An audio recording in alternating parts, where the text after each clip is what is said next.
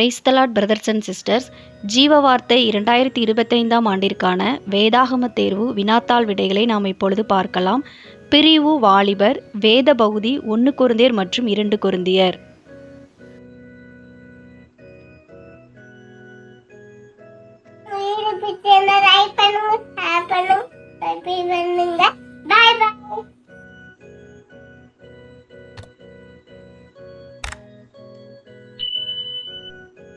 ஜீவ வார்த்தை வேதாகம போட்டி 2025 வினாத்தாள் வாலிபர் பிரிவு. இதில் 80 மதிப்பெண்களுக்கு 1 கொரிந்தியர் மற்றும் 2 கொரிந்தியரிலிருந்து சரியான விடையை தெரிந்தெடுக்க கேள்விகள் கேட்கப்பட்டுள்ளன. வாங்க பார்க்கலாம். கேள்வி எண் 1. கொரிந்தியர் நிருபத்தை எழுதுவதில் பவுலுக்கு உதவியவர் யார்? பி. சொஸ்தனே. 1 கொரிந்தியர் 1ஆம் அதிகாரம் 1ஆம் வசனம். கேள்வி எண் 2. கொரிந்து பட்டணத்தில் திருச்சபையை நிறுவும் பணியில் பவுலுக்கு உதவிய அவரது கூட்டாளிகள் யாவர்? விடை தீமோத்தேயு, தீத்து, சீலா. 2 கொரிந்தியர் 1ஆம் அதிகாரம் 1ஆம் வசனம், 2 கொரிந்தியர் 8ஆம் அதிகாரம் 23ஆம் வசனம், அப்போஸ்தலர் 18ஆம் அதிகாரம் 5ஆம் வசனம். 2 கொரிந்தியர் 8ஆம் அதிகாரம் 23ஆம் வசனத்தில் பவுல் தீத்துவை தன் கூட்டாளி என்று கூறுகிறார். தீத்துவின் பெயர் ஆப்ஷன் பியில் மாத்திரம்தான் உள்ளது. எனவே பி தான் சரியான பதிலாக இருக்க முடியும். கூட்டாளி என்றால் பவுலோடு கூட சென்று ஊழியம் செய்தவர்களை குறிக்கும். அப்படி பார்க்கும்போது தீமோத்தேயு பவுலோடு பயணம் செய்கிறார். சீலா என்கிற பெயர் 1 கொரிந்தியர் 2 கொரிந்தியரில் குறிப்பிடப்படவில்லை. ஆனால் அப்போஸ்தலர் 18ஆம் அதிகாரம் 5ஆம் வசனத்தில் தீமோத்தேயும் சீலாவும் சேர்ந்து ஊழியம் செய்ததாக எழுதப்பட்டுள்ளது. எனவே சரியான பதில் ஆப்ஷன் பி, தீமோத்தேயு, தீத்து, சீலா. கேள்வி எண் 3. ரோமாவில் இருந்து ஆக்கில்லா மற்றும் பிரிஸ்கில்லா உள்ளிட்ட யூதர்களை வெளியேற்றிய ரோமானிய அரசனின் பெயர்? விடை கிளவுதியு. இதற்கான விடை அப்போஸ்தலர் 18ஆம் அதிகாரம் 2ஆம் வசனத்தில் உள்ளது. நமக்கு கொடுக்கப்பட்ட வேத பகுதியில் இதன் விடை இருக்கும் என்று சொன்னால் கமெண்ட்ல எனக்கு தெரிவியுங்கள். கேள்வி எண் 4.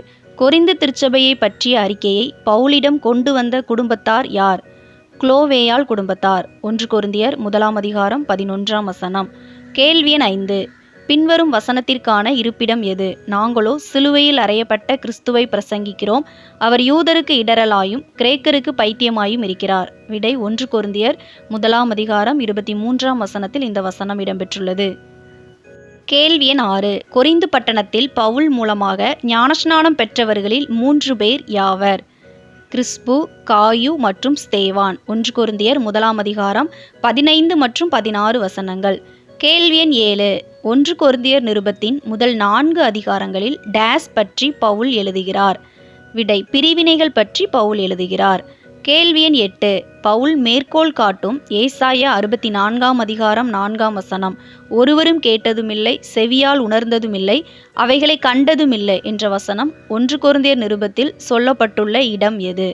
விடை 1 கொரிந்தியர் 2ஆம் அதிகாரம் 9ஆம் வசனத்தில் இவ்வசனம் சொல்லப்பட்டுள்ளது. கேள்வி எண் 9. தன்னையும் அப்பல்லோ போன்ற மற்ற நற்செய்தி பணியாளர்களையும் குறிப்பிடுவதற்கு பவுல் எத்தகைய உருவகங்களை பயன்படுத்துகிறார்? விடை மேற்கூறிய அனைத்தும். அதாவது ஃபர்ஸ்ட் ஊழியக்காரர், இது 1 கொரிந்தியர் 3ஆம் அதிகாரம் 5ஆம் வசனத்தில் உள்ளது. தேவனுக்கு உடன் வேலையாட்கள் 1 கொரிந்தியர் 3ஆம் அதிகாரம் 9ஆம் வசனத்திலும், கட்டிடம் கட்டுபவர்கள் என்ற உருவகம் 1 கொரிந்தியர் 3ஆம் அதிகாரம் 10ஆம் வசனத்திலும் உள்ளது. எனவே சரியான பதில் மேற்கூறிய அனைத்தும். கேள்வி எண் 10. நெருப்பால் சோதிக்கப்படும் போது தேவனிடமிருந்து எந்த வகையான வேலைக்காரன் வெகுமதியை பெறுவான்? விடை இயேசு கிறிஸ்து என்கிற அஸ்திபாரத்தின் மேல் கட்டி எழுப்புபவர். 1 கொரிந்தியர் 3ஆம் அதிகாரம் 11 முதல் 14 வசனங்கள் வரை. கேள்வி எண் 11. முதல் கொரிந்திய நிருபத்தில் எனக்கு பிரியமும் கர்த்தருக்குள் உண்மையும் உள்ள என் குமாரன் என்று விவரிக்கப்படுவது யார்? தீமோத்தேயு. 1 கொரிந்தியர் 4ஆம் அதிகாரம் 17ஆம் வசனம். கேள்வி எண் 12. கொரிந்திய விசுவாசிகளை பவுல் ஏன் இன்னும் உலகத்தாராய் இருப்பதாக குறிப்பிடுகிறார்? விடை மேற்கூறிய அனைத்தும். அவர்களிடையே பொறாமை இருந்தது, அவர்களிடையே சண்டை இருந்தது, அவர்களிடையே பிளவுகள் இருந்தன. 1 கொரிந்தியர் 3ஆம் அதிகாரம் 3 மற்றும் 4 வசனங்கள். அதாவது பொறாமையும் வாக்குவாதங்களும் பேதங்களும் இருந்தன என்று கொடுக்கப்பட்டிருக்கும். சண்டை என்பது வாக்குவாதம், பிளவுகள் பேதைகள் என்பதை குறிக்கிறது. எனவே சரியான விடை மேற்கூறிய அனைத்தும். கேள்வி எண் 13. 1 கொரிந்தியர் 5ஆம் அதிகாரம் முதல் 2 வசனத்தில் பவுல் கொரிந்திய திருச்சபையை கண்டித்தது எதற்காக? விடை இருமாப்படைந்திருந்தனர். 1 கொரிந்தியர் 5ஆம் அதிகாரம் 2ஆம் வசனம். கேள்வி எண் 14. ஒரு விசுவாசியாகிய சகோதரனோ அல்லது சகோதரியோ வெளிப்படையான பாவத்தில் தொடர்ந்து ஈடுபடும்போது 1 கொரிந்தியர் 5ஆம் அதிகாரம் 2 முதல் 5 வசனத்தின்படி திருச்சபை என்ன செய்ய வேண்டும்? விடை: அந்த நபரை ஐக்கியத்திலிருந்து நீக்க வேண்டும். 1 கொரிந்தியர் 5ஆம் அதிகாரம் 2ஆம் வசனம். இவ்வசனத்தில் பவுல் இப்படிப்பட்ட காரியம் செய்தவனை நீங்கள் உங்களை விட்டு நீக்காமலும் துக்கப்படாமலும் இருக்கிறதென்ன என்பது போல் என்ன செய்கிறார்? கேட்கிறார். எனவே அதை நீக்க வேண்டும் என்பதே சரியான பதில். கேள்வி எண் 15. சக விசுவாசியாகிய சகோதரன் சகோதரியுடனான சச்சரவுகளை நாம் எவ்வாறு தீர்க்க வேண்டும்? விடை: மேற்கூறிய அனைத்தும். அதாவது தவறு செய்தவருக்கு எதிராக நாம் வழக்கு தொடரக்கூடாது. பிரச்சனையை தீர்க்க திருச்சபையின் உதவியை நாடலாம். அநியாயத்தை சகித்து கொள்ள வேண்டும். இதற்கான விடை 1 கொரிந்தியர் 6ஆம் அதிகாரம் 1 மற்றும் 7ஆம் வசனத்தில் இடம்பெற்றுள்ளது.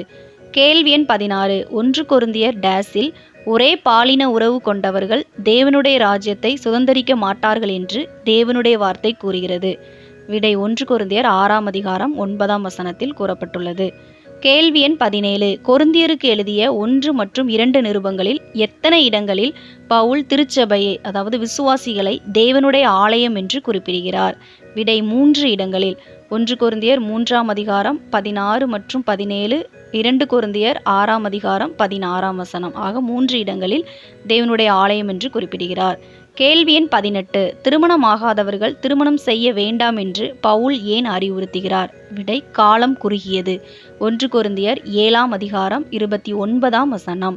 கேள்வி எண் 19. தேவனால் அறியப்பட்டவர் யார்? விடை: தேவனை நேசிப்பவர். 1 கொரிந்தியர் 8ஆம் அதிகாரம் 3ஆம் வசனம். கேள்வி எண் 20. 1 கொரிந்தியர் 8ஆம் அதிகாரம் 6ஆம் வசனத்தில் பவுல் தேவனை பின்வருமாறு விவரிக்கிறார். விடை: அவர் மூலமாய் சகலமும் உண்டாயிருக்கிறது, அவர் மூலமாய் நாமும் உண்டாயிருக்கிறோம். கேள்வி எண் 21. விக்கிரகங்களுக்கு படைக்கப்பட்ட உணவை உண்பது பற்றிய போதனையுடன் தொடர்பற்ற கூற்று எது? விடை: வயிற்றுக்கு உணவு, உணவுக்கு வயிறு, தேவன் இரண்டையும் அழித்து விடுவார் என்ற கூற்றே தொடர்பற்றது. பி. உலகில் சிலை என்பது ஒன்றுமில்லை. 1 கொரிந்தியர் 8ஆம் அதிகாரம் 7ஆம் வசனத்தில் இடம்பெற்றுள்ளது.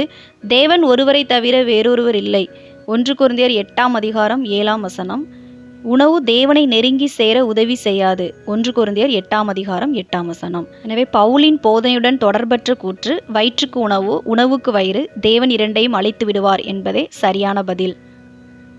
கேள்வி எண் 22. பவுல் ஏன் தனது உரிமைகளை அப்போஸ்தலராக பயன்படுத்தவில்லை?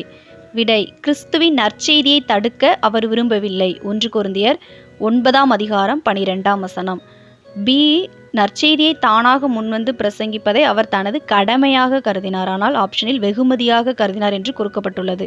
1 கொரிந்தியர் 9ஆம் அதிகாரம் 16ஆம் வசனத்தில் உள்ளது. எனவே ஆப்ஷன் டி, பி மற்றும் சி போடுவது தவறாகிவிடும். கேள்வி எண் 23. மேற்கோள் 1 கொரிந்தியர் 9:16. சுவிசேஷத்தை நான் பிரசங்கியாதிருந்தால் எனக்கு ஐயோ என்பதே 1 கொரிந்தியர் 9ஆம் அதிகாரம் 16ஆம் வசனத்தில் இடம்பெற்றுள்ளது. கேள்வி எண் 24. வனாந்தரத்தில் விக்கிரகாராதனை மற்றும் பாலியல் ஒழுக்கக்கேட்டில் ஈடுபட்டதால் எத்தனை இஸ்ரவேலர் கொல்லப்பட்டனர்? விடை: 23,000 இஸ்ரவேலர். 1 கொரிந்தியர் 10ஆம் அதிகாரம் 8ஆம் வசனம். கேள்வி எண் 25. கோயில் வளாகத்தில் வழங்கப்படும் படைக்கப்பட்ட உணவில் நாம் ஏன் பங்கேற்கக்கூடாது? விடை: ஆப்ஷன் டி, ஏ மற்றும் பி. ஏ, அதாவது புற மதத்தவர்கள் தங்கள் பலிகளை பேய்களுக்கு செலுத்துகிறார்கள். 1 கொரிந்தியர் 10ஆம் அதிகாரம் 20ஆம் வசனம். நாம் கர்த்தருடைய பந்தியில் பங்கெடுக்கிறோம். 1 கொரிந்தியர் 10ஆம் அதிகாரம் 21ஆம் வசனம். எனவே சரியான விடை ஆப்ஷன் டி, ஏ மற்றும் பி என்பதே சரியான விடை. கேள்வி எண் 26. 1 கொரிந்தியர் 10ஆம் அதிகாரத்தில் சோதனையை பற்றி பவுல் எழுதாத ஒரு கூற்றை குறிப்பிடவும். விடை: தேவன் பொல்லாங்கினால் சோதிக்கப்படுகிறவர் அல்ல, ஒருவனையும் அவர் சோதிக்கிறவரும் அல்ல. இந்த கூற்றை எழுதியவர் யாக்கோபு. யாக்கோபு 1ஆம் அதிகாரம் 13ஆம் வசனத்தில் உள்ளது.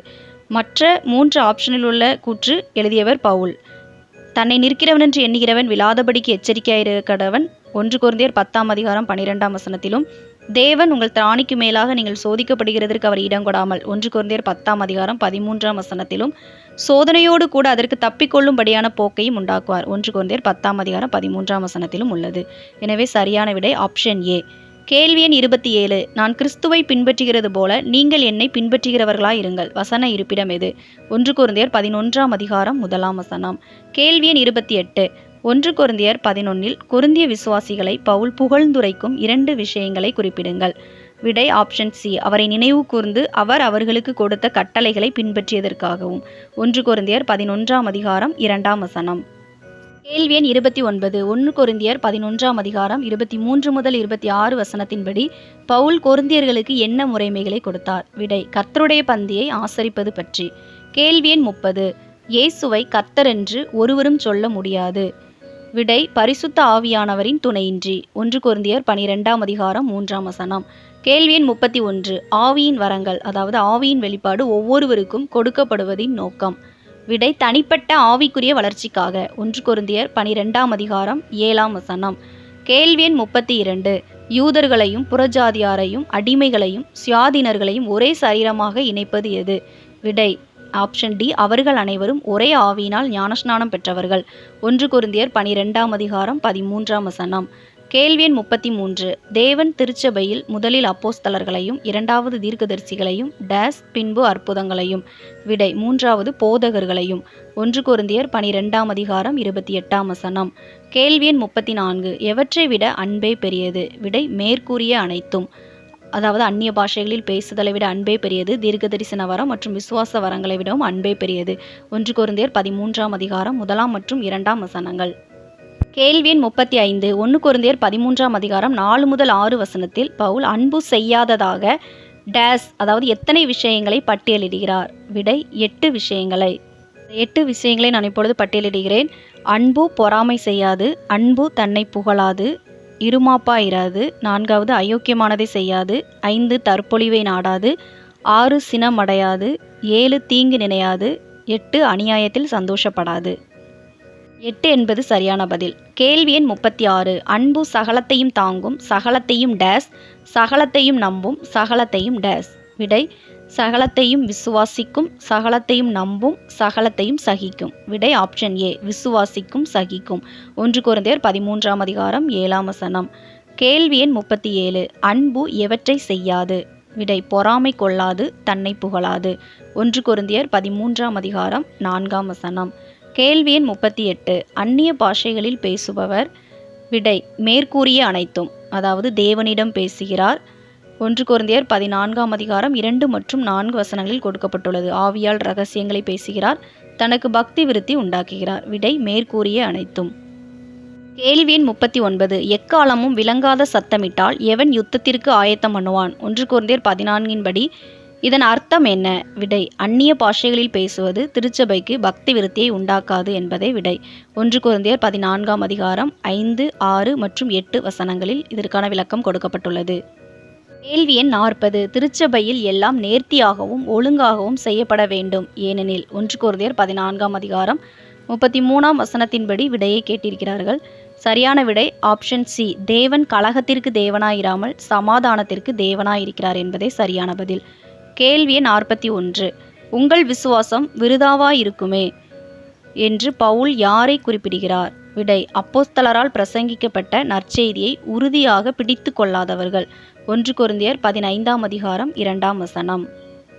கேள்வி எண் 42. அப்போஸ்தலர்களால் திருச்சபைக்கு ஒப்படைக்கப்பட்ட நற்செய்தியின் 3 அத்தியாவசிய கூறுகள் 1 கொரிந்தியர் 15ஆம் அதிகாரம் 3 மற்றும் 4 வசனங்களிலிருந்து எழுத வேண்டும். விடை இயேசு நம் பாவங்களுக்காக மரித்தார், இயேசு அடக்கம் செய்யப்பட்டார், இயேசு 3ஆம் நாளில் உயிர்த்தெழுந்தார். கேள்வி எண் 43. 1 கொரிந்தியர் 15ஆம் அதிகாரம் 5 முதல் 7 வசனம் என்று குறிப்பிடப்பட்டுள்ளது. 5 முதல் 8 வசனங்களில் அந்த 3 நபர்களின் பெயர் உள்ளது. உயிர்த்தெழுந்த இயேசு தோன்றிய 3 நபர்களின் பெயர்களை குறிப்பிடவும். விடை ஆப்ஷன் டி, கேபா, யாக்கோபு, பவுல். கேள்வி எண் 44. பவுல் தன்னை அப்போஸ்தலர்களில் மிக சிறியவராக கருதுவது ஏன்? விடை இயேசுவை பின்பற்றுபவராக மாறுவதற்கு முன்பு அவர் திருச்சபையை துன்புறுத்தினார். 1 கொரிந்தியர் 15ஆம் அதிகாரம் 9ஆம் வசனம். கேள்வி எண் 45. 1 கொரிந்தியர் 15ஆம் அதிகாரத்தில் பவுலின் முக்கிய வாதம் என்ன? விடை விசுவாசிகளின் சரீர உயிர்த்தெழுதல். 1 கொரிந்தியர் 15ஆம் அதிகாரம் 29 முதல் 55 வசனங்கள் வரை. கேள்வி எண் 46. கடைசி ஆதாம் என்று குறிப்பிடப்படுபவர் யார்? 1 கொரிந்தியர் 15ஆம் அதிகாரம் 44ஆம் வசனம் என்று குறிப்பிடப்பட்டுள்ளது. விடை இயேசு கிறிஸ்து. ஆனால் 1 கொரிந்தியர் 15ஆம் அதிகாரம் 45ஆம் வசனத்தில் விடை உள்ளது. கேள்வி 47. மரணம் ஜெயமாக விழுங்கப்பட்டது என்ற கூற்று எப்போது நிறைவேறும்? விடை அழிவுள்ளதாகிய சரீரம் உயிர்த்தெழுதலில் அழியாத உடலை பெறும்போது.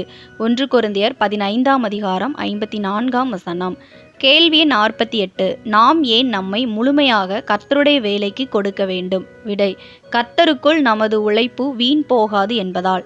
1 கொரிந்தியர் 15:58 கேள்வி எண் 49. விசுவாசிகளின் உயிர்த்தெழுதலில் நம்பிக்கை கொள்ளாதவர்களின் தத்துவம் என்ன? விடை புசிப்போம் குடிப்போம் நாளைக்கு சாவோம் என்பதே அவர்களுடைய தத்துவம். 1 கொரிந்தியர் 15:32 கேள்வி எண் 50. 1 கொரிந்தியர் புத்தகத்தில் குறிப்பிடப்பட்டுள்ள யூத பண்டிகைகளின் பெயர்கள். விடை பஸ்கா மற்றும் பெந்தைகோஸ்தே. 1 கொரிந்தியர் 5:7-8 1 கொரிந்தியர் 16:8 கேள்வி எண் 51. அகாயாவில் முதல் மனமாற்றம் செய்யப்பட்டவர்கள் யார்? ஸ்தேவானின் வீட்டார். 1 கொரிந்தியர் 16:15 கேள்வி எண் 52. பவுலின் ஆவிக்கு ஆறுதல் செய்த 3 நபர்களின் பெயரை குறிப்பிடவும். ஸ்தேவான், பொர்த்துனாத்து, அகாயு. 1 கொரிந்தியர் 16:17 மற்றும் 18 கேள்வி எண் 53. பவுல் கொரிந்திய சபைக்கு எழுதிய 2 கடிதங்களிலும் எவ்வாறு வாழ்த்துகிறார்? நம்முடைய பிதாவாகிய தேவனாலும் கர்த்தராகிய இயேசு கிறிஸ்துவினாலும் உங்களுக்கு கிருபையும் சமாதானமும் உண்டாவதாக என்று சொல்லி வாழ்த்துகிறார். 1 கொரிந்தியர் 1:3 2 கொரிந்தியர் 1:2 கேள்வி எண் 54. 2 கொரிந்தியர் 1:3-7 ஆறுதல் என்ற வார்த்தை எத்தனை முறை வருகிறது? விடை 9 முறை வருகிறது. கேள்வி எண் 55. துன்பத்தை பற்றிய பவுலின் புரிதலை பொறுத்தவரை பின்வரும் கூற்றுகளில் எது உண்மை?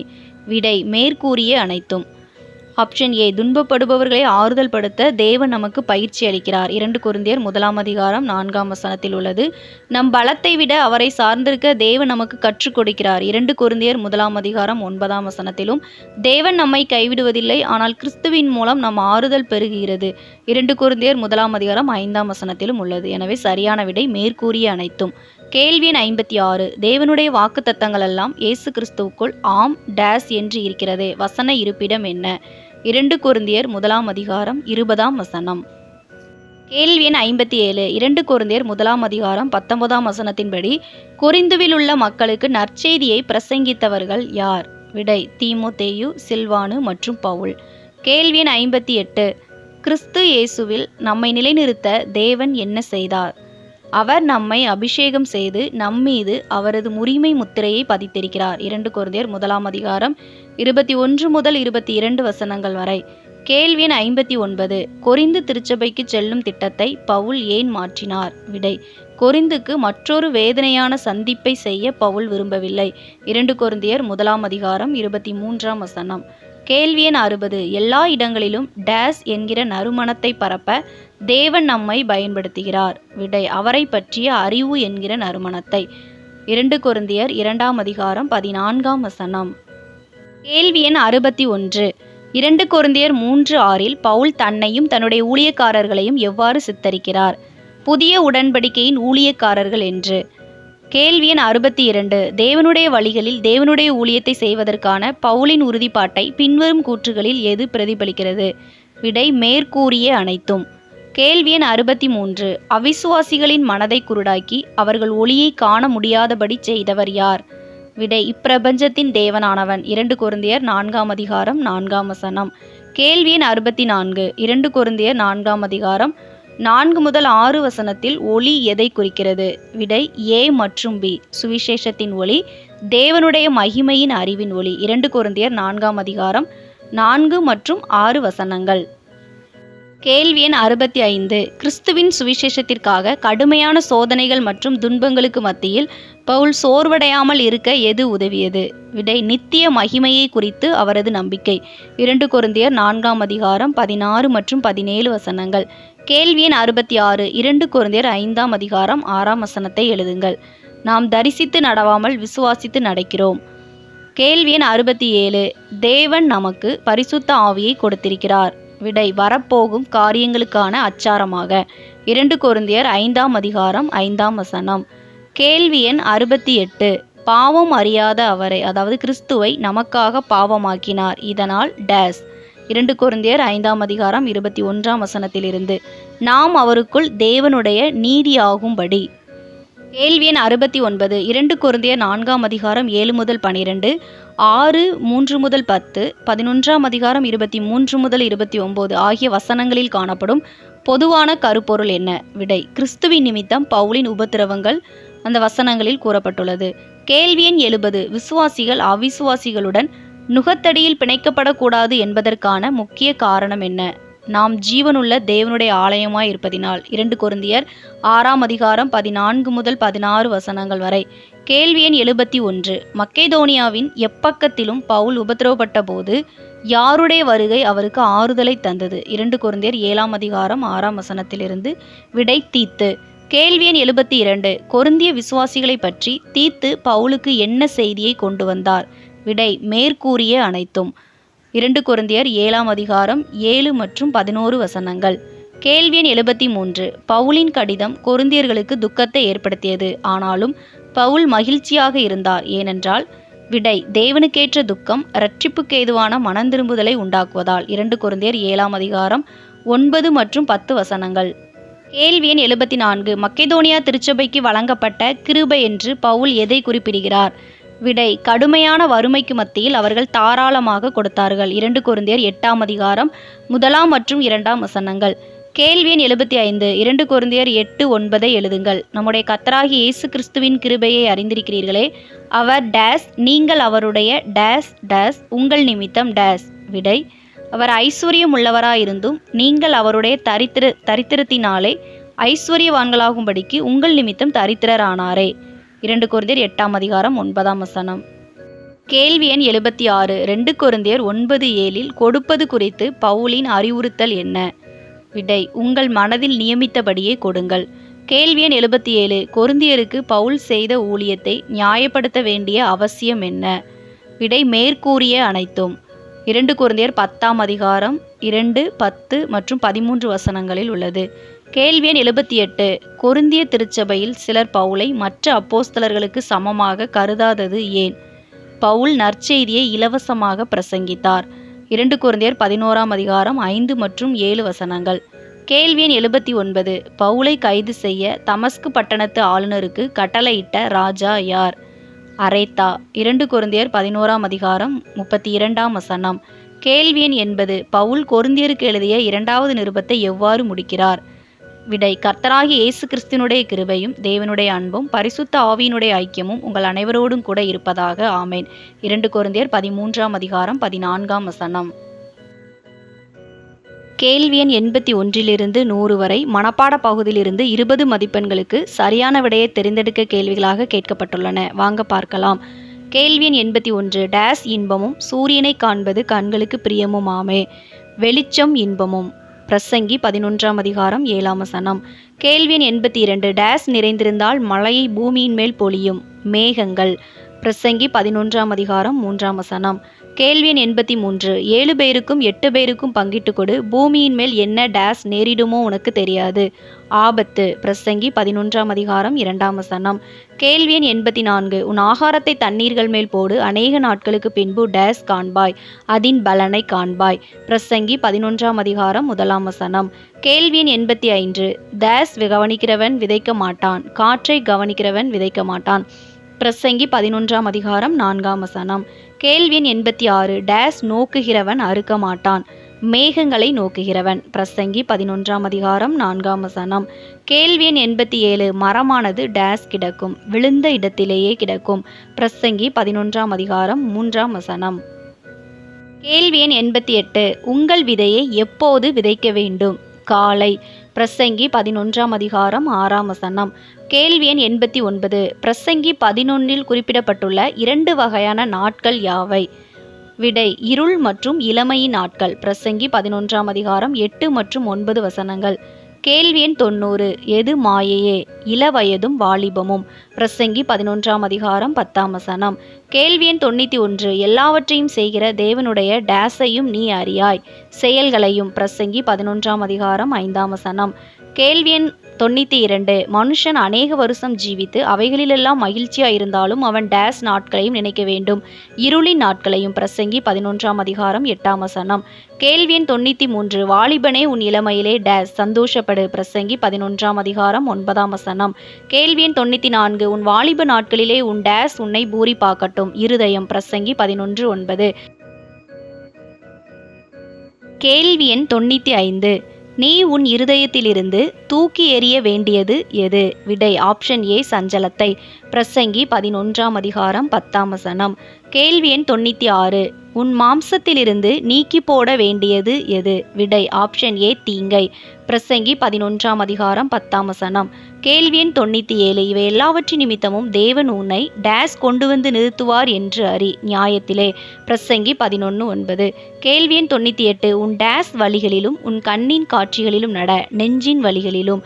பிரசங்கி 11:9. கேள்வி எண் 99. மாலையிலே உன் கையை டேஸ் நெகிழ விடாதே. பிரசங்கி 11ஆம் அதிகாரம் 6ஆம் வசனம். கேள்வி எண் 100. நமக்கு தெரியாதது என்ன? விடை ஆப்ஷன் பி கர்ப்பவதியின் வயிற்றில் எலும்புகள் உருவாகும் விதம் நமக்கு தெரியாதது. பிரசங்கி 11:5. ஜீவ வார்த்தை 2026ஆம் ஆண்டிற்கான வேதாகம தேர்வு வேத பகுதி. யோவான் எழுதின சுவிசேஷம். யோவான் எழுதின சுவிசேஷத்திலிருந்து கேள்வி பதில்கள் கேட்கப்படும். மனப்பாட பகுதி. சிறுவர்களுக்கு சங்கீதம் 19, வாலிபர் மற்றும் பெரியோர்களுக்கு சங்கீதம் 119 1 முதல் 40 வசனங்கள் வரை.